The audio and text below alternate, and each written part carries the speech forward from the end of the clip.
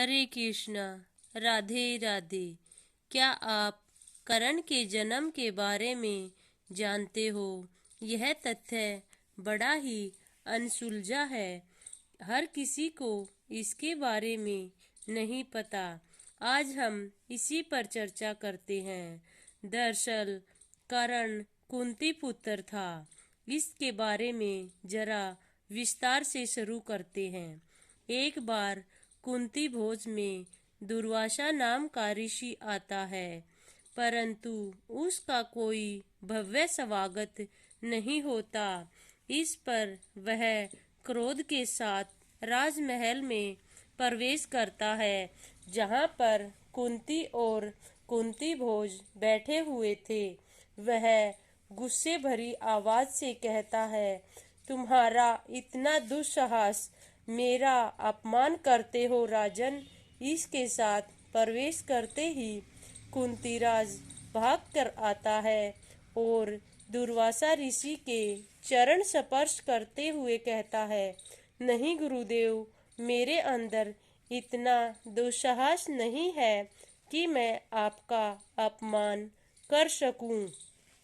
इस पर दुर्वासा ऋषि कहते हैं, लेकिन आपने मेरा कोई स्वागत क्यों नहीं किया? इस पर कुंती भोज कहते हैं, दरअसल मुझे यह सूचना अभी मिली है, मैं अभी आने वाला था। इतना कहते ही वहाँ पर कुंती आती है और हाथ जोड़कर दुर्वासा ऋषि को प्रणाम करती है, उनके चरण स्पर्श करती है।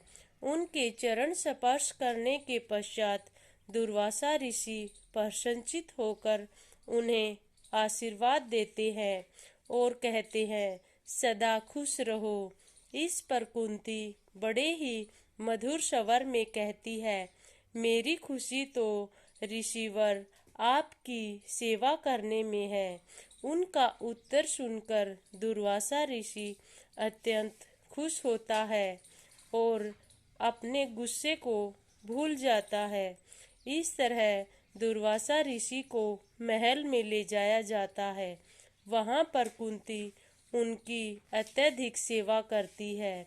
सेवा के उपरांत दुर्वासा ऋषि उनसे अत्यंत खुश होते हैं और कहते हैं, मैं आपके सेवा भाव से अत्यंत प्रसन्न हूँ, इसलिए मैं आपको एक ऐसा मंत्र देना चाहता हूँ, जब भी आप इसका स्मरण करोगे तो देवलोक से किसी भी देव को धरती पर आने को मजबूर होना पड़ेगा। यह वचन, यह मंत्र दुर्वासा ऋषि कुंती को देता है। कुंती कई दिनों तक वही मंत्र स्मरण करती रहती है। दुर्वासा ऋषि के जाने के पश्चात कई बार जब भी वह अकेले में होती है तो उनकी इच्छा होती है कि क्यों न इस मंत्र से मैं किसी देव को बुलाकर देखूं। निसंदेह कभी ऐसा भी होता है, इस भूलोक पर देवता कैसे आएंगे? इस तरह विचार कई बार मन में करती है।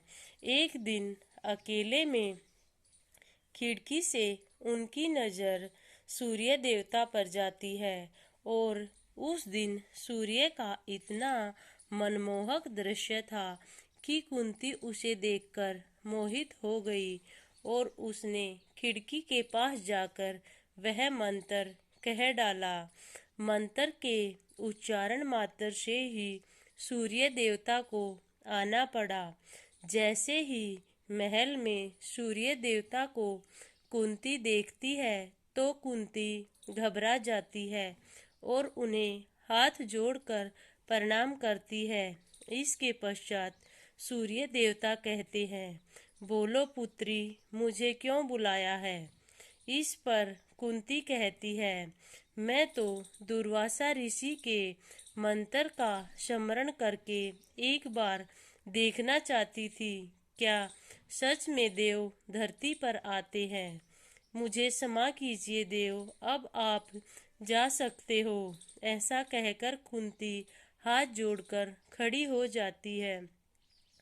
इस पर सूर्य देवता कहते हैं, ऐसे लौट जाना दुर्वासा ऋषि के मंत्र का अपमान होगा और ऐसा करने का दुस्साहस मेरे अंदर नहीं है। मैं बिना कुछ दिए यहाँ से नहीं लौट सकता, इसलिए मैं आपको एक पुत्र देता हूँ।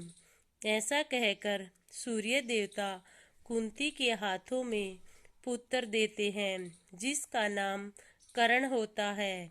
इस पर कुंती अत्यंत दुखी हो जाती है और कहती है, देव, मैं इसको कैसे रखूंगी? मैं एक कंवारी कन्या हूँ, यह मेरे लिए कलंक साबित होगा। इसकी रक्षा मैं समाज से कैसे करूंगी? इस पर सूर्य देवता कहते हैं, यह अपनी रक्षा के लिए अपना कवच कुंडल साथ लाया है। तुम्हें इसकी चिंता करने की कोई जरूरत नहीं है। ऐसा कहकर सूर्य देवता अंतर्ध्यान हो जाते हैं। अब कुंती अत्यंत दुखी और तकलीफ महसूस करती है और वह उस बच्चे से लाड प्यार और पुचकारती है।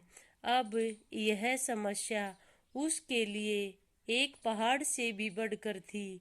न तो कुंती उसे अपना पुत्र मानकर समाज को बता सकती थी और न ही उसका पालन पोषण कर सकती थी। इसके लिए उसके मन में एक ही युक्ति पैदा होती है कि इसे मैं गंगा के जल में प्रवाहित कर देती हूँ। इस तरह एक बॉक्स लाकर वह उस बच्चे को उसके अंदर रखती है और उसे गंगा नदी में प्रवाहित कर देती है। इस तरह कर्ण का जन्म हुआ और जन्म से ही कुंती ने उन्हें त्याग दिया। यह जन्म से ही दानवीर कहलाए। कुंती ने उन्हें प्रवाहित करने से पहले ही कहा, हे पुत्र, तुम अपना दान यहीं से शुरू करो। तुमने अपनी ममता मेरे लिए त्याग दी है। तुम एक सचमुच महान दानवीर बनोगे।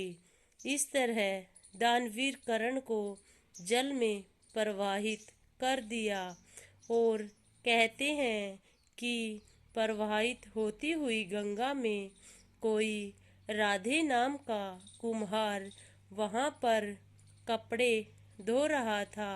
वह उस बॉक्स को निकाल लेता है और अपना पुत्र मानकर उसका लालन पालन करता है और उसका नाम राधे रखता है, जो आगे चलकर राधे ही कहलाता है।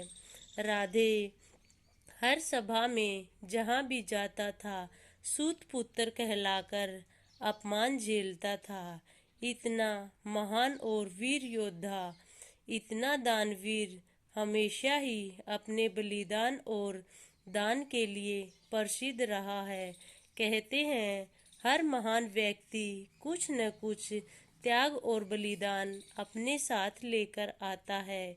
यही उसकी कहानी इतिहास बन जाती है। कहते हैं, साधारण जीवन जीने वाला व्यक्ति किसी को याद नहीं रहता, लेकिन जिसका जीवन श्रेष्ठ होता है, उज्जवल होता है, वही इतिहास रचते हैं। इसी के साथ राधे राधे, हरे कृष्णा।